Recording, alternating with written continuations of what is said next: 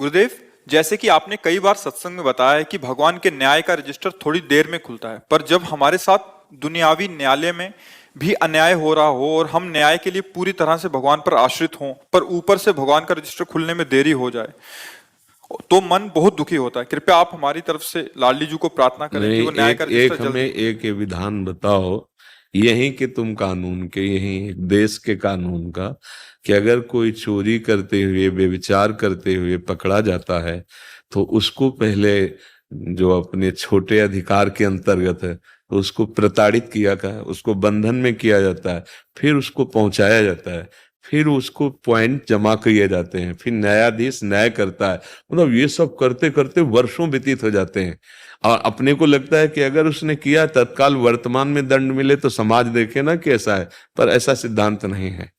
ऐसे ही ये हमारे भगवान की दयालुता है, उनकी कृपालुता है, कि आपको जैसे हमसे कोई भयानक पाप हो गया, अभी आपके पास चांस है, अब आप सुधार कर सकते हो। आप उनकी कृपालुता को देखो।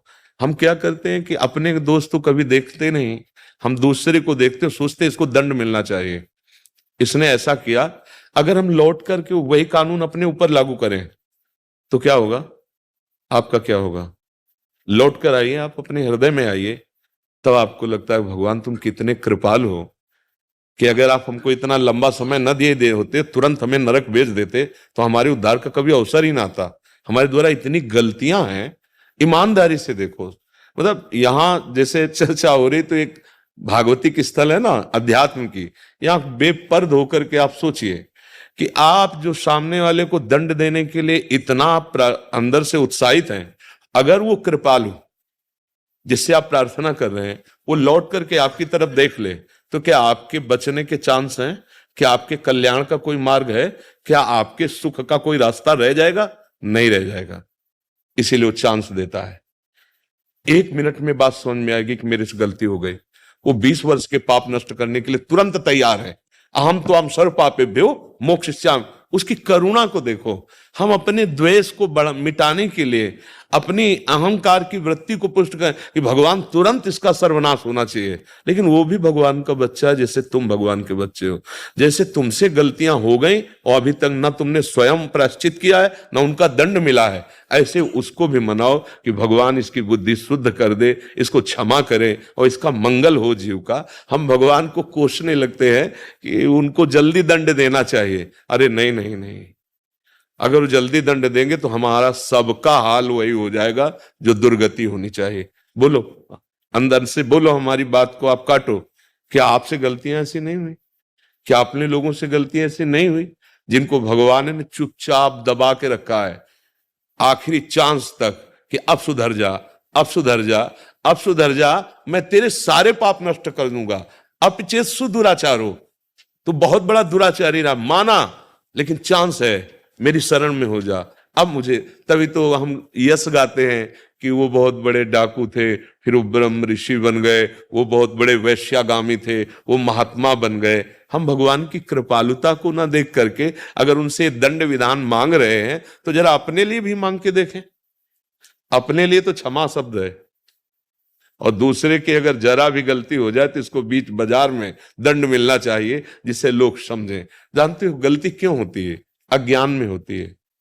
वो किसी से भी हो सकती है, किसी से भी हो सकती है। अज्ञान के कारण जब हम समझते हैं कि इसमें सुख है और उसे भोगना चाहते हैं, तो सुख उसमें मिलता नहीं, तो हम भाग पड़ते हैं। इस शरीर में नहीं तो इस शरीर में, इस शरीर में नहीं तो इस शरीर में। हमसे गलती से गलती सबसे हो रही है, सबसे।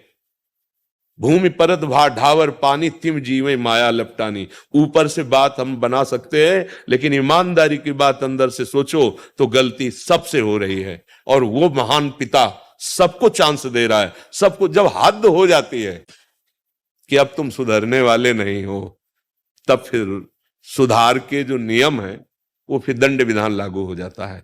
नहीं, हमारे भगवान इतने कृपालु हैं कि आखिरी हद तक क्षमा ही क्षमा करते हैं। उनकी महानता को देखो। जैसे आपका लड़का दूसरी जगह कोई अपराध कर रहा है तो दूसरा सोच सकता है कि इसको दंड मिलना चाहिए, लेकिन आप इतने वात्सल्य में इतना झुक सकते हैं। तो वात्सल्य समुद्र भगवान जो सबका पिता है, सबको बराबर प्यार करता है, तो हमें लगता है कि हम ज्यादा दंड देने पर ध्यान न दें, भगवान से प्रार्थना करें कि जो सामने गंदा आचरण कर रहा है, प्रतिकूल व्यवहार कर रहा है, भगवान उसको सद्बुद्धि दे, सत्प्रेरणा दे और उसका भी मंगल हो। जैसे वो हमको क्षमा करते हैं ऐसे उसको भी क्षमा करें। हमें लगता है अगर ये भाव हमारे अंदर आ जाएगा तो हमारा कल्याण भी हो जाएगा और हम सुखी भी हो जाएंगे और भगवान के लाडले बन जाएंगे।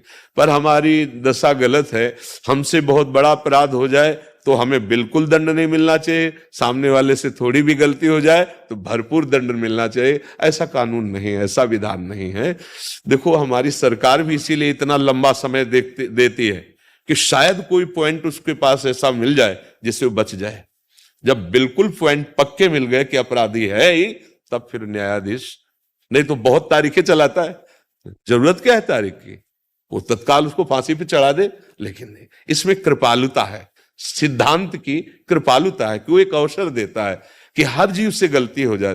देखो ये तो कोई मानो ही मती कि तुमसे गलती नहीं होगी, नहीं अभी तक के अपने रजिस्टर को देख लो आप। तो इसलिए हमें तो यही लगता है कि भगवान जैसे हमें क्षमा किए हैं ऐसे सबको क्षमा करें, जैसे हमें सद्बुद्धि दे रहे ऐसे सबको सद्बुद्धि दे, और कृपा करके भगवान सबका मंगल करें, सबको आनंद प्रदान करें। तभी हम क्या चाहते हैं, अपना आनंद चाहते हैं और दूसरों का, यही तो बुद्धि बिगड़ती चली जा रही है।